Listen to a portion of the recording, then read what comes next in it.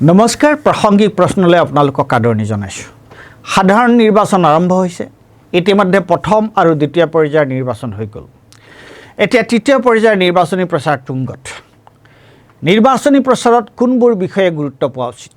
এই ক্ষেত্ৰত দুটা কথা গুৰুত্বপূৰ্ণ। এটা হ'ল দলীয় ইস্তাহাৰ, কি কৰ্মসূচী আৰু প্ৰতিশ্ৰুতি লৈ একোটাহাত দলে নিৰ্বাচনত নামিছে, সেইটো সকলো দলৰ ক্ষেত্ৰতে খাটে। সেইকাৰণে নিৰ্বাচন খেলা প্ৰতিটো দলেই নিৰ্বাচনৰ আগে আগে নিজৰ নিৰ্বাচনী ইস্তাহাৰ বাহিৰ কৰাটো নিয়ম। কিন্তু শাসনাধিষ্ঠ দলৰ ক্ষেত্ৰত কথাটো অলপ বেলেগ। তেওঁলোকে যোৱাবাৰৰ নিৰ্বাচনত ভোট বিচৰাৰ সময়ত ৰাইজক কি প্ৰতিশ্ৰুতি দিছিল আৰু যোৱাটো কাৰ্যকালত তেওঁলোকে তাৰ কিমানখিনি কাম পূৰ্ণ কৰিলে, নে সেইখিনি কৰাৰ উপৰিও অতিৰিক্তভাৱেও কিছু নতুন আঁচনি ল'লে।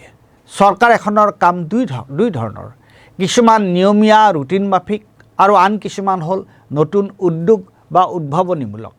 নিয়মীয়া কামবোৰ কি? যেনে ধৰক স্বাস্থ্য, শিক্ষা, গড়কাপ্তানি আৰু তেনে নানানটা বিভাগৰ বিভিন্ন ধৰণৰ কাম। এখন চৰকাৰৰ তেনে কামেই বেছি। তাৰে বহু কাম হয়তো আগৰে পৰা চলি অহা। সেই কামবোৰ চলাই নিওঁতে চৰকাৰখনে কামবোৰ ঠিকে কৰিছেনে? অৰ্থাৎ কাৰোৰে প্ৰতি কোনো বৈষম্য আৰু পক্ষপাতিত্ব নকৰাকৈ তেওঁলোকে সেই কামবোৰ সম্পন্ন কৰিছেনে? এতিয়া শাসক দল কোনটো? বিজেপি। গতিকে তেওঁলোকৰ ক্ষেত্ৰত আমি চাব লগা কথাটো হ'ল, তেওঁলোকে আগতে যিবোৰ কাম কৰিম বুলি কৈছিল, যিবোৰ প্ৰতিশ্ৰুতি দিছিল, সেইবোৰ কাৰ্যকৰী কৰিছেনে? তেওঁলোকে কি কৰিম বুলি কৈছিল? আটাইবোৰ কথা উল্লেখ কৰি আমি প্ৰাসংগিক প্ৰশ্ন দীঘলীয়া কৰিব নিবিচাৰোঁ। মাত্ৰ মূল কেইটামান কথা ইয়াত উল্লেখ কৰিব বিচাৰোঁ। কথা আছিল বছৰি 2 কোটিকৈ চাকৰি দিয়াৰ, কিন্তু এতিয়া ভাৰতত চাকৰি নোহোৱা লোকৰ সংখ্যা যোৱা 45 বছৰৰ ভিতৰত আটাইতকৈ বেছি। মানে নিবনুৱা সমস্যা ভয়াৱহ। কথা আছিল ভ্ৰষ্টাচাৰীসকলৰ বিৰুদ্ধে কঠোৰ ব্যৱস্থা লোৱাৰ, কিন্তু বাস্তৱত আমি কি দেখিলোঁ? বিজেপিৰ মানুহে দুৰ্নীতি কৰিলে কাৰো একো জগৰ নালাগে, কিন্তু বিৰোধীৰ কাৰোবাৰ যদি সামান্য ইফাল সিফাল হয়, তেওঁলোকক ধৰি জেলত সোমোৱা হয়। আৰু দুৰ্নীতি কৰাৰ পিছত যদি তেওঁলোকে বিজেপিত জইন কৰে, তেওঁলোকৰ বিৰুদ্ধেও কোনো ব্যৱস্থা লোৱা নহয়। দ্য ইণ্ডিয়ান এক্সপ্ৰেছে আজিৰ পৰা 3-4 সপ্তাহ আগতে প্ৰকাশ কৰা প্ৰতিবেদনটো চাব, তাত আপোনালোকে এইবোৰ কথা পাব। তাৰপিছত নিৰ্বাচনী বণ্ডৰ কথা কোৱাটো প্ৰয়োজনেই নাই, যিটোক স্বয়ং কেন্দ্ৰীয় বিত্তমন্ত্ৰী স্বামী পৰাকালা প্ৰভাকৰে বিশ্বৰ আটাইতকৈ ডাঙৰ বিত্তীয় কেলেংকাৰী বুলি কৈছে। কৃষকৰ আয় দুগুণ কৰা বাদ দিয়ক, আমি সকলোৱে দেখিছোঁ তেওঁলোকে কৃষকক কেনেকৈ নগুৰ নাগতি কৰিছে। মহিলাৰ সুৰক্ষা, মণিপুৰলৈ চাওক। আৰু এতিয়া দেৱেগৌড়াৰ নাতিনীয়েক প্ৰজ্জ্বল ৰেভান্নাক যে প্ৰাৰ্থিত্ব দিছে দেখিছেনে? সেই যুৱকজনে কিমান মহিলাক কি কৰিছে, কিমানৰ লগত কিমান যৌন অত্যাচাৰ চলাইছে, বলপূৰ্বক শ মহিলাৰ লগত যৌন কাৰ্যত লিপ্ত হ'ব আৰু তাৰ ভিডিঅ' কৰিব। তেনে 2978টা ভিডিঅ' থকা পেন ড্ৰাইভ এটা পোৱা গৈছে। তেওঁৰ লগত এইখন কাৰ ছবি চাওক। তেনে মানুহৰ লগত কোনোবাই হলিগলি কৰেনে? গতিকে বিজেপিৰ আগৰ প্ৰতিশ্ৰুতিবোৰ সকলো অৰ্থহীন, ফুটুকাৰ ফেন। আগৰ কথাবোৰৰ কথা কৈ তেওঁলোকে এতিয়া ভোটাৰৰ ওচৰলৈ যাব নোৱাৰে, কিয়নো মানুহক দেখুৱাবলৈ তেওঁলোকৰ হাতত এতিয়া একোৱেই নাই। সেইকাৰণে এতিয়া তেওঁলোকে কি কৰিছে?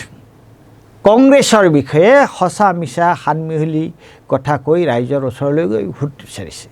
আৰে তোমালোক আজি 10 বছৰে শাসনত আছা, তোমালোকে 10 বছৰত ৰাইজৰ কাৰণে কি ভাল কাম কৰিলা, তাক দেখুৱাইহে ৰাইজৰ ওচৰলৈ গৈ ভোট বিচাৰিব লাগে। কংগ্ৰেছৰ কথা কিয় কৈছা? যোৱা 10 বছৰ তেওঁলোক শাসনত আছিল নে তোমালোক আছিলা? প্ৰধানমন্ত্ৰীৰ আসনত থকা মানুহজনে ৰাজস্থানত কি ভাষণ দিলে দেখিলে? ৰাম, মানুহে ইমান মিছা কথা কয়নে? আৰু অসমত আমাৰ মুখ্যমন্ত্ৰী কি কৈছে দেখিছে? ক'ৰবাত ক'ব তেওঁলোকক মুছলমানৰ ভোট নালাগে, এদিন ক'ব মিছন বসুন্ধৰা মিয়াৰ কাৰণে নহয়, আন এদিন ক'ব হয়। মানে কথাৰ কোনো লাগবান নাই। আৰু এতিয়া আৰু এটা নতুন দৃশ্য আমি দেখিবলৈ পাইছোঁ। এতিয়া মুখ্যমন্ত্ৰীয়ে নাচক নৃত্যক নিৰ্বাচনী প্ৰচাৰেৰে কাহিলা কৰি লৈছে। মুখ্যমন্ত্ৰীয়ে নাচিব আৰু বিকৃত ৰুচিৰ মহিলা কিছুমানে তেওঁক জোৰকৈ চুমা খাব। এইটো কি ধৰণৰ নিৰ্বাচনী প্ৰচাৰ?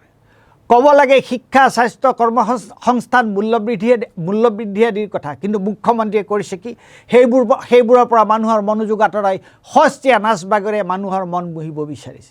এইবোৰ কি কাণ্ড? ইমান গুৰুত্বপূৰ্ণ পদবীত থকা মানুহ এজনে এইবোৰ কি কৰি সম্ভ্ৰম ফুচি কৰি দিয়া নাইনে? আৰু তাকে দেখি তৰল মস্তিষ্কৰ মানুহ হিচাপে পাগলৰ দৰে ব্যৱহাৰ কৰিছে। হয়, গুৰুত্বপূৰ্ণ পদবীত থকা মানুহে কেতিয়াবা কোনো সময়ত প্ৰতিক্ৰিয়া অৰ্থত এপাক নাচি দিয়ে বা বল এটা দলি মাৰি দিয়ে, তেনেকুৱা কাম কৰে, সেইবোৰ বেলেগ কথা, সেইবোৰ তেওঁলোকে মৰ্যাদাৰে কৰিবই পাৰে। কিন্তু মুখ্যমন্ত্ৰীজনে নিজে নাচক এক নিৰ্বাচনী ৰণকৌশল হিচাপে ব্যৱহাৰ কৰাটো কেনে কথা? ভোটৰ কাৰণে ক্ষমতাৰ কাৰণে মানুহে নিৰ্বাচনী প্ৰচাৰৰ দৰে বিষয় এটাক এনে লঘু কৰি পেলোৱাটো বৰ লজ্জাজনক নহয়নে?